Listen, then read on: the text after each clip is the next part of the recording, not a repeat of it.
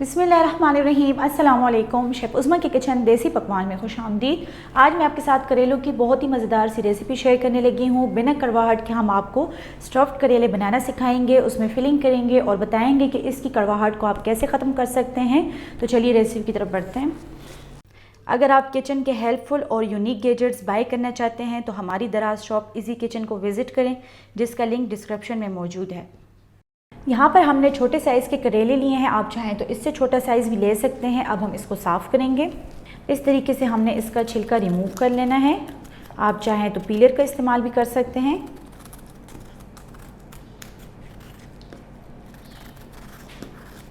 इस तरीके से हमने इसका छिलका रिमूव कर लेना है। अब हम बीच में कट लगाएंगे। कट लगाने के बाद हम इसके तमाम बीज रिमूव कर लेंगे। इस तरीके से हम चम्मच के साथ इसके सारे जो बीज होते हैं वो रिमूव कर लेंगे।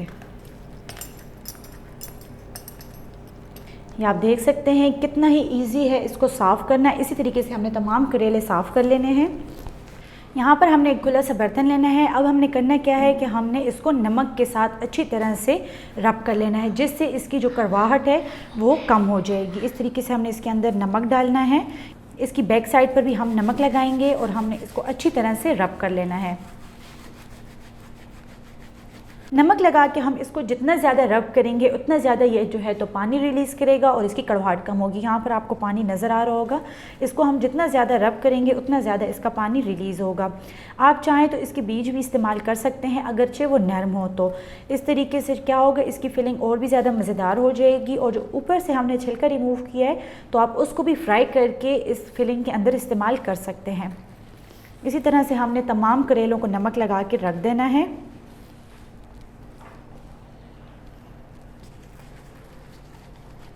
करेलों को हमने नमक लगाकर अच्छी तरह से मसल लिया है। अब हम इसको आधे पौने घंटे के लिए छोड़ देंगे ताकि इससे पानी रिलीज़ हो जाए और इसका कड़वा पानी इससे निकल जाए। तब तक हम इसके लिए फिलिंग रेडी करते हैं। फिलिंग बनाने के लिए हमने यहाँ पर चने की दाल ली है 1 कप। इसको मैंने हाफ़ बॉयल कर लिया है। किसी किस्म का हमने इसमें मसाला ऐड नहीं किया। यहाँ पर हम लेंगे 1 कप चने की दाल और इसको हमने कूट लिया है। इसमें मैं शामिल कर लूँगी 2 अदद प्याज, जिसको हमने चॉप कर लिया है।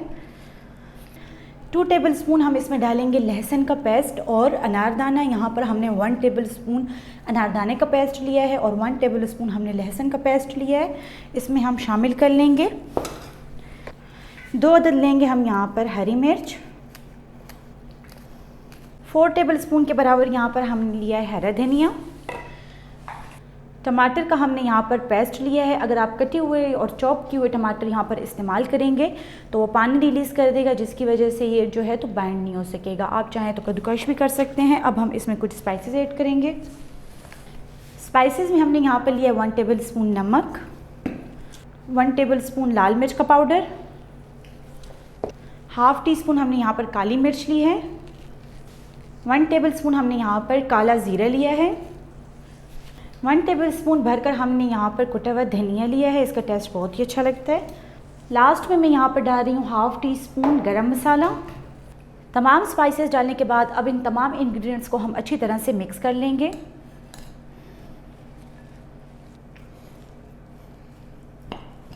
लास्ट में मैं इसमें डालूंगी 5 टेबलस्पून बेसन। ये इसमें बाइंडिंग का काम करेगा। इसके बाद हमने इसको हाथ के साथ अच्छी तरह से मिक्स कर लेना है।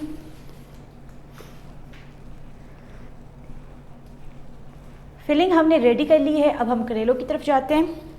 करेलों को हमने नमक लगा के आधे घंटे के लिए रख दिया था। उसके बाद हमने इसको अच्छी तरह से वॉश कर लिया और इसका पानी निथार लिया है। अब हम इसको फ्राई करेंगे।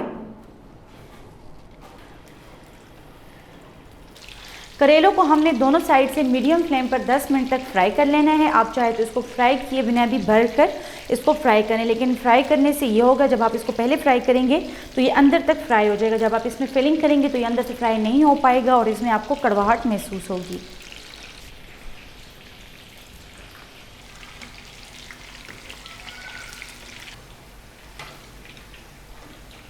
दस मिनट हो गए हैं, करेलों को हम निकाल लेंगे। अच्छी तरह से हमने ऑयल इससे निथार लेना है ताकि ये जल्दी ठंडे हो जाएं और हम इसकी फिलिंग कर सकें।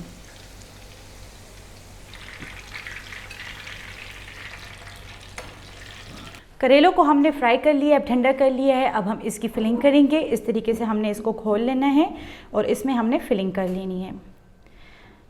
फिलिंग आप जितनी ज़्यादा करेंगे उतना ही इसका टेस्ट अच्छा लगेगा। फिलिंग करने के बाद हमने यहाँ पर एक धागा लेना है और उसके साथ इसको अच्छी तरह से बंद कर देना है। धागे का इस्तेमाल हम यहाँ पर इसलिए कर रहे हैं ताकि जो हमने फिलिंग की है जब हम इसको फ्राई करें तो फिलिंग इससे बाहर ना आए और इसकी लुक बरकरार रहे। लास्ट में हम यहाँ पर गिरा लगा लेंगे और इसको हमने काट देना है। इसी तरीके से हम तमाम करेले फिल कर लेंगे। तमाम करेले हमने भर लिए। अब हम इसको डीप फ्राई करेंगे हल्की आंच पर ताकि जो फिलिंग है वो अंदर तक अच्छी तरह से पक जाए।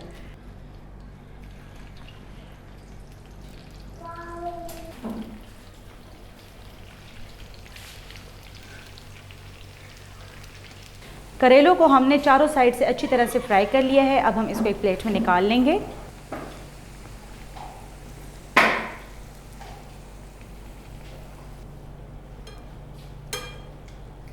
बहुत ही मज़ेदार बिना कड़वाहट स्टफ़्ड करेले तैयार हैं। उम्मीद करते हैं कि आपको हमारी आज की रेसिपी पसंद आई होगी। आप भी इसको घर में एक बार ज़रूर ट्राई करें और कमेंट बॉक्स में अपनी राय का इजहार ज़रूर करें। मज़ीद हेल्दी और मज़ेदार रेसिपीज़ देखने के लिए हमारे यूट्यूब चैनल को सब्सक्राइब कर लें, फेसबुक पेज को लाइक कर लें और इंस्टाग्राम पर हमें फॉलो करें। तो चलती हूँ, दुआ में याद रखिएगा। इंशाल्लाह फिर मुलाकात होगी आसान, मज़ेदार और हेल्दी रेसिपी के साथ। शुक्रिया, अल्लाह हाफ़िज़।